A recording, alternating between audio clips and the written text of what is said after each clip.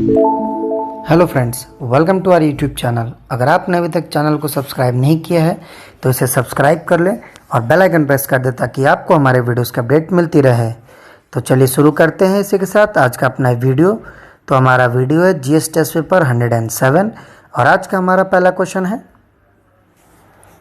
Consider the following statement with respect to the moon agreement 1979। जो moon agreement 1979 हुआ था उसके कंटेक्स्ट में यानी कि संदर्भ में दो स्टेटमेंट है।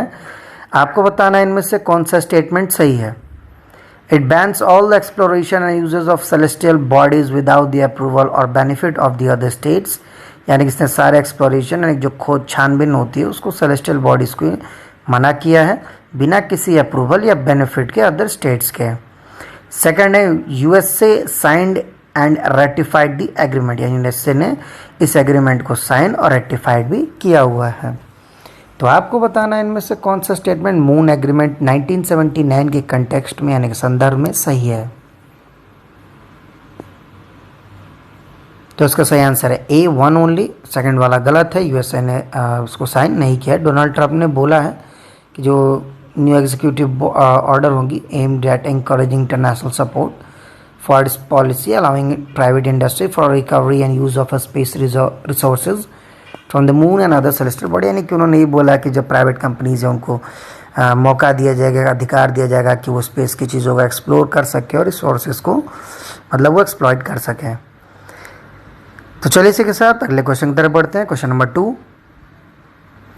Consider the following statement with respect to the Bharat Padhe online campaign.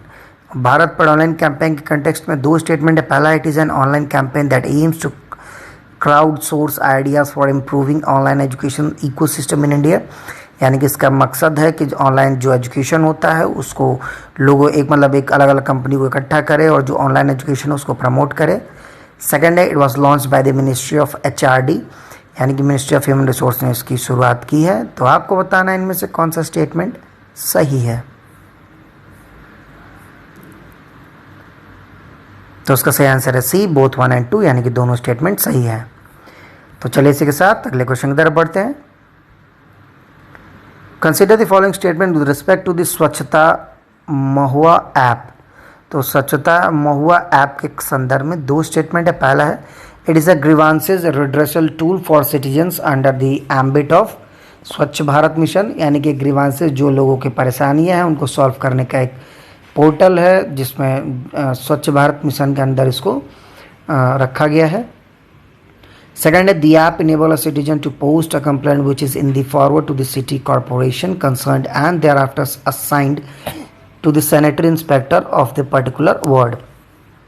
कहने का मतलब है ये ऐप जो सिटीजन है उनको मदद करती है ताकि जो भी उनके कंप्लेन है वो किसी भी म्यूनसिपल कॉर्पोरेशन है जो भी वहाँ की लोकल बॉडी जैसे कि बिग सिटीज़ होती हैं वहाँ म्यूनसिपल कॉर्पोरेशन होता है, कई म्यूनसिपैलिटीज़ होती हैं, तो अलग अलग जगह पर अलग अलग जो भी हैं वो एक आपके कंप्लेंट्स को फॉरवर्ड किए जाए यानी कि भेजे जाएँ और उसके बाद एक जो इंस्पेक्टर असाइन किया जाए ताकि वो आपके प्रॉब्लम को सॉर्ट आउट कर सके। तो आपको बताना है इनमें से कौन सा स्टेटमेंट स्वच्छता महुआ ऐप के संदर्भ में सही है।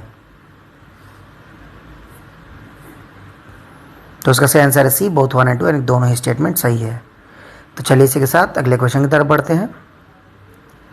Consider the following statement with respect to the IGOT portal. IGOT portal के संदर्भ में 3 स्टेटमेंट है, आपको बताना है कौन सा सही है।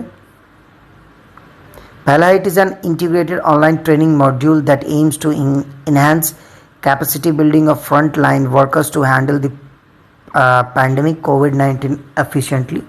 यानी कि एक इंटीग्रेटेड ऑनलाइन ट्रेनिंग मॉड्यूल, एक ट्रेनिंग दी जाती है ताकि जो भी अभी कोरोना वायरस की जो महामारी चल रही है इससे लोगों को मतलब जो भी स्वास्थ्यकर्मी या कोरोना वॉरियर्स हैं उनको एक ट्रेनिंग दी जाए कि इससे वो लड़ सकें।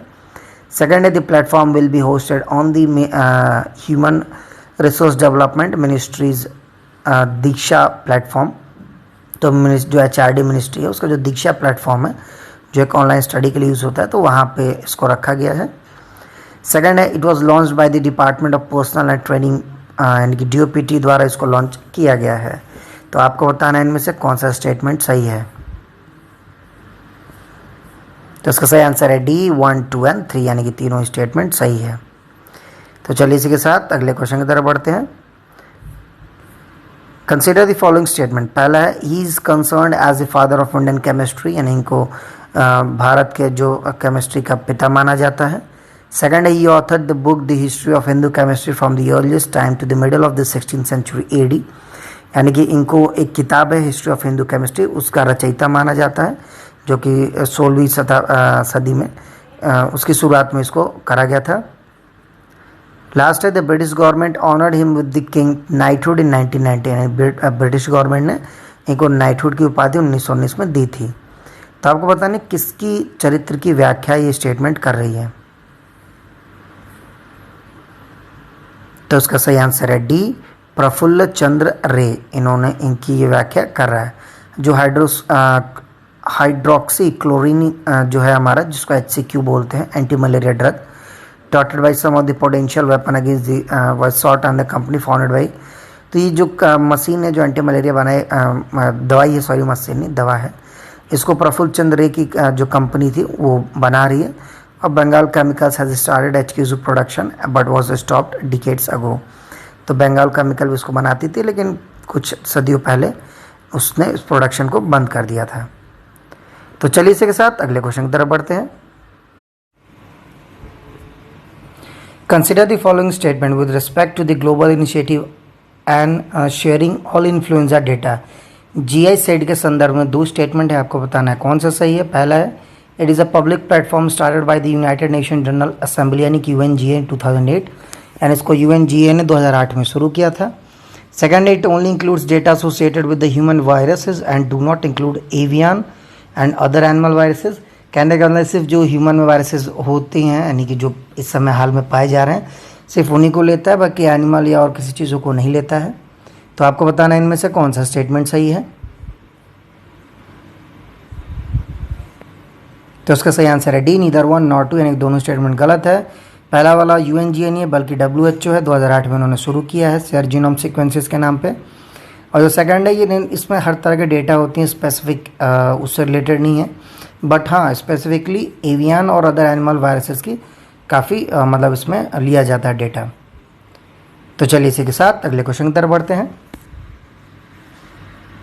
Consider the following statement with respect to Yukti portal. Yukti portal के संदर्भ में दो स्टेटमेंट है। पहला है it is unique portal and dashboard to monitor and record the effort and initiative of ministry of health and family welfare, यानी कि unique portal है और डैशबोर्ड है जिसको मॉनिटर और रिकॉर्ड किया जाता है। जो भी ministry of home health and family welfare की जो भी इनिशिएटिव से जो भी उनकी मतलब चीज़ें हैं उन्होंने शुरू किया है, उस सारे डेटा को रिकॉर्ड करता है। सेकेंड है the portal will cover both quality and quantitative parameter for effective delivery of services to the academic community at large, यानी कि दोनों क्वालिटी और क्वांटिटी दोनों ही डेटा को रिकॉर्ड करता है ताकि एकेडमिक कम्युनिटी में ज़्यादातर लोगों को सहायता दी जा सके। तो आपको बताना इनमें से कौन सा स्टेटमेंट सही है। तो इसका सही आंसर है B2 ओनली, पहला वाला गलत है। इसको ministry of health and family welfare नहीं बल्कि मिनिस्ट्री ऑफ HRD यानी होम ह्यूमन रिसोर्स डेवलपमेंट ने शुरू किया है पोर्टल युक्ति, दिल्ली में शुरू किया था। एक यूनिक पोर्टल है जैसा कि बताया था, and intent to cover the different dimensions of कोविड-19 चैलेंजेस। जो कोविड-19 चैलेंजेस चल रही है उनके अलग अलग जो भी डायमेंशन से जो भी उससे रिलेटेड चीज़ें सामने आ रही हैं उनको रिकॉर्ड करना और उससे जुड़ी चीज़ों को आगे प्रोसेस करना इनका काम है। तो चलिए इसी के साथ अगले क्वेश्चन की तरफ बढ़ते हैं। Consider the following statement. पहला है contribution made to PM care fund shall qualify as CSR expenditure, यानी जो PM केयर फंड में पैसे दिए जा रहे हैं उसको CSR एक्सपेंडिचर के लिए भी इस्तेमाल किया जा सकता है। सेकेंड है contribution to chief minister relief fund और स्टेट रिलीफ फंड फॉर कोविड-19 is not qualify as admissible CSR expenditure, यानी कि वो चीफ मिनिस्टर के फंड जो या स्टेट जो भी फंड है कोविड-19 के नाम पे ले जा रहे हैं वो CSR एक्सपेंडिचर के लिए क्वालिफाई नहीं है। तो आपको बताना है इनमें से कौन सा स्टेटमेंट सही है। तो इसका सही आंसर है C, बोथ 1 and 2, यानी कि दोनों स्टेटमेंट सही है। तो चलिए इसी के साथ अगले क्वेश्चन की तरफ बढ़ते हैं। Consider the following statement with respect to the central administration tribunal. CAT के संदर्भ में 3 स्टेटमेंट है। पहला है the chairman and the member of CAT are drawn from both the judicial and administrative streams and are appointed by the president, यानी कि जो इनके चेयरमैन या मेंबर होते हैं, जुडिशरी एडमिनिस्ट्रेटिव यानी जो IAS PCC लोग होते हैं, तो दोनों इनके मेंबर और चेयरमैन बन सकते हैं, और जो भी इनका अपॉइंटमेंट होता है वो राष्ट्रपति करते हैं। सेकेंड है the CAT is guided by the principles of natural justice and not bound by the procedures laid down in the Civil Procedure Code of 1908, यानी जो भी इनके मतलब कानून है वो नेचुरल जस्टिस पे बेस्ड है एंड वो किसी भी तरीके के सिविल प्रोसीजरल कोड से बाउंड नहीं है। थर्ड है the jurisdiction of the CAT does not extend to the member of the defense forces, officer and servants to the Supreme Court and the secretarial staff of the parliament are not covered by it, यानी जो भी ये लोग member है defence force को, officer servant या कोई supreme court का हो या किसी भी तरीके का सेक्रेटरियल स्टाफ हो, वो इसके जुरिसडिक्शन है, इसके कानून के अंदर नहीं आता है। तो आपको बताना इनमें से कौन सा स्टेटमेंट सही है। तो इसका सही आंसर है C, 1, 2 एंड 3, यानी तीनों स्टेटमेंट सही है। इसको 1985 में बनाया गया था with the principal bench at Delhi, यानी कि जो इसका प्रिंसिपल बेंच है वो दिल्ली में, और इसका जो एडिशनल बेंच है वो अलग अलग स्टेट्स में मौजूद हैं। हाल में इसके 17 टोटल बेंच है और 15 जो कि सीट्स ऑफ हाई कोर्ट द्वारा ऑपरेट किए जा रहे हैं, और 2 जयपुर और 1 लखनऊ में है। Originally CAT consist chairman, vice chairman and member, यानी कि जो ओरिजिनली मेंबर होते हैं सिर्फ 3 ही होते हैं, चेयरमैन, वाइस चेयरमैन और मेंबर ही होते हैं। तो चलिए इसी के साथ अगले क्वेश्चन की तरफ बढ़ते हैं। Consider the following statement with respect to the world trade organisation. WTO के संदर्भ में 3 स्टेटमेंट है, आपको बताना है कौन सा सही है। पहला है WTO officially commenced under the Marrakesh agreement replacing the general agreement on trade and tariffs, यानी कि जो WTO है वो मराकेश से एक एग्रीमेंट हुआ था, उसी के बाद आया था, और इसने गेट यानी कि जनरल ट्रेड एंड एग्रीमेंट इसको रिप्लेस किया था, यानी इसकी जगह इसको लाया गया था।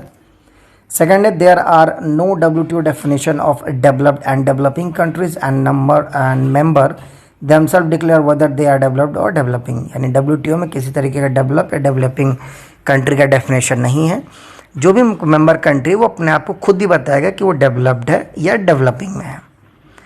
थर्ड है no other member can challenge the decision of the member to make use of provision available to developing countries, यानी जो अदर मेंबर्स होती हैं वो चैलेंज नहीं करेंगे किसी भी डिसीजन को to make use of provisions available to the developing country. जो डेवलपिंग कंट्री के लिए प्रोविजंस अवेलेबल है तो उसको चैलेंज करने के लिए कोई भी मेंबर डिसीजन नहीं ले सकता है। तो आपको बताना है इनमें से कौन सा स्टेटमेंट सही है। तो उसका सही आंसर है B, 1 एंड 2 ओनली, थर्ड वाला गलत है। Other member can challenge the decision, अगर कोई प्रोविजन है डेवलपिंग नेशंस को लेकर, कंट्रीज को लेके, तो उनके जो भी डिसीजन है उसको चैलेंज वो कर सकते हैं। 2/3 जो उसके मेंबर हैं WTO के 164 आर डेवलपिंग कंट्रीज, यानी जिसको 2/3 मेंबर है वो डेवलपिंग कंट्रीज के डेफिनेशन में आते हैं। तो फ्रेंड्स इसी के साथ आज का हमारा वीडियो खत्म होता है। जाने से पहले हम आपको जो हमारा लास्ट वीडियो था यानी GS टेस्ट पेपर 106, तो उसका जो क्वेश्चन ऑफ द डे था उसका आंसर बता देते हैं। तो क्वेश्चन ऑफ द डे था who wrote the book called Wuhan diary, Wuhan diary किसने लिखी है। तो इसका सही आंसर है B, फांग फांग ने लिखा है। ऑप्शन थोड़ा सा गलत हो गया, आप देख लीजिएगा। तो चलिए जाने से पहले आज का GS टेस्ट पेपर 107 का आपको क्वेश्चन ऑफ द डे दे देते हैं। तो आज का क्वेश्चन ऑफ द डे है recently which of the following state has launch the Bharosa helping cognitive emotional rehabilitation services to the students. इस राज्य ने भरोसा करके एक हेल्पलाइन स्टार्ट किया है ताकि जो रिहैबिलिटेशन जो स्टूडेंट हैं बेसिकली फंसे हुए हैं अलग अलग जगह पे, तो उनके लिए सर्विसेज दिए हैं। तो आपको बताना किस राज्य ने शुरू किया है। आपके ऑप्शन सही राजस्थान, B उत्तर प्रदेश, C उड़ीसा या D महाराष्ट्र। तो फ्रेंड्स इसी के साथ आज का हमारा वीडियो खत्म होता है। अगर आपको हमारा वीडियो अच्छा लगा हो तो इसे लाइक करें, शेयर करें और हमारे चैनल को जरूर सब्सक्राइब करें। साथ ही आप हमें नीचे कॉमेंट बॉक्स में हमारे क्वेश्चन ऑफ द डे का आंसर ज़रूर दें। तब तक के लिए friends thank you for watching and bye bye.